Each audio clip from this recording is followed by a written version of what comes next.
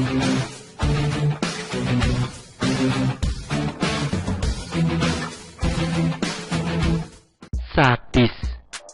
Anies dikuliti dan disindir telak Deddy Budiarto soal G20.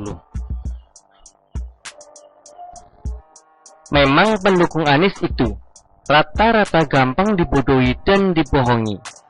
Dengan pemelintiran narasi sedikit saja, saat ini Indonesia sedang menggelar pertemuan G20 di Bali sebagai pertemuan puncak, di mana Indonesia menjadi presidensi. Selain acara puncak G20, ada juga side event lainnya di G20 dan B20. Jadi ceritanya, Anies bangga diundang sebagai salah satu pembicara dalam acara Bloomberg Live Summit di Nusa Dua, Bali. Sebagai salah satu side event, Anies berbagi pengalaman tentang upaya yang dilakukan Jakarta dalam menghadapi perubahan iklim. Pendukungnya begitu bangga dengan Anies yang begitu cerdas, sehingga sampai diundang oleh orang-orang terkenal. Hahaha. Padahal ini bukan seperti kenyataannya. Padahal di berbagai media sosial yang saya baca, untuk menjadi pembicara harus mendaftar dulu. Jadi Anies bukan secara langsung diundang. Biasalah, kalau soal pencitraan kan nomor 1. Selain itu, komentar menohok lainnya datang dari Komisaris PT Pelni Deddy Budiarto.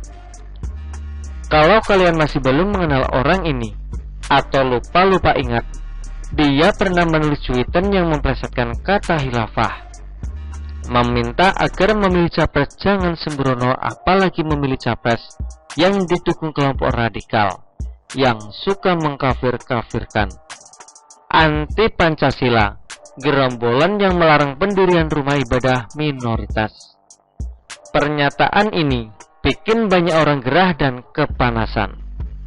Jadi belum lama ini, dia membagikan cuitan langsung dari venue acara G20 melalui video, dinarasikan oleh pendukungnya. Pemimpin dunia undang Anies di G20.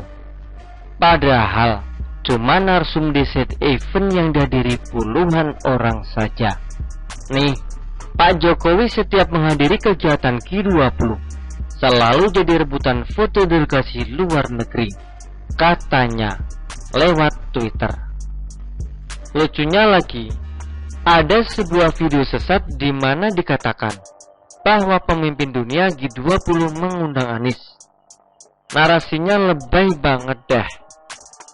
Jokowi dibilang panik total dan tak berdaya karena pemimpin dunia mengundang Anies di G20. Jadi sorotan media internasional hingga Anies dipanggil presiden. Padahal foto yang ditampilkan adalah saat Anies bertemu dengan 42 negara sahabat saat masih jadi gubernur DKI. Tapi dinarasikan mereka adalah pemimpin negara G20. Gila kan? Ini baru pemanasan saja. Hal-hal yang lebih gila dan menjijikkan dipastikan akan terus berulang dan bermunculan demi menjilat junjungan. Anies hanya jadi pembicara pengembira di acara sampingan. Dibilang diundang seluruh pemimpin dunia. Pret, Anies diduga cuma daftar jadi pembicara. Dibilang diundang. Parah bener. Bahkan Deddy Budiarto memberikan sindiran yang lebih menohok. KTT G20 di Nusa Dua, Bali dihadiri 17 kepala negara anggota G20, ditambah 9 negara undangan dan 10 undangan yang mendapat perlakuan VVIP, serta melibatkan lebih dari 3.443 orang delegasi dari berbagai belahan dunia. Tapi hanya satu orang dirprestasi yang pencitraannya pengen jadi presiden. Katanya, siapakah pemimpin pencitraan yang dirprestasi? Siapa lagi? Dulu Jokowi paling suka dituduh raja pencitraan. Padahal Kita tahu ada yang pencitraannya 10 kali lipat lebih menggelikan. Maklum saja ya, Anies butuh pencitraan, panggung politik dan acara besar untuk tebar pesona dan memamerkan prestasi recehnya. Kalau tidak begitu, Anies akan terlupakan dan tidak diingat siapapun. Jadi, dalam waktu 2 tahun ke depan, kalian akan sering-sering melihat fenomena menggelikan ini. Mereka sudah tidak malu lagi. Lebih baik putuskan urat malu ketimbang tak bisa menang di Pilpres tahun 2024. Agak mengerikan sekaligus menjijikkan, tapi pendukungnya memang hancur sehancur-hancurnya. Hal sepele dibilang prestasi luar biasa, hingga menggetarkan seluruh alam semesta. Anies cuma nongol sebentar, dibilang pemimpin skala main event. Padahal cuma tokoh kecil yang maksa-maksain pencitraan agar terlihat berkelas dan hebat. Kalau tidak percaya, lihat saja nanti. Tiap kali ada acara besar, Anies akan nongol dan buat panggung sendiri. Salah satunya adalah di Solo saat ini.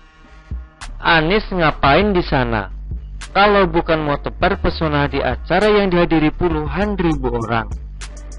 Pokoknya hati-hati saja kalau berhadapan dengan pendukung Anies. Pikiran mereka sudah reda-reda mulai melenceng. Apapun akan dilakukan demi memuluskan jalan Anies, tidak peduli meskipun itu adalah pembodohan publik. Jangan dekat-dekat mereka kalau tidak mau ikutan jadi seperti mereka. Begitulah kura-kura. Artikel ini diambil oleh siwo.com dan ditulis oleh X Hardy. Bagaimana menurut Anda?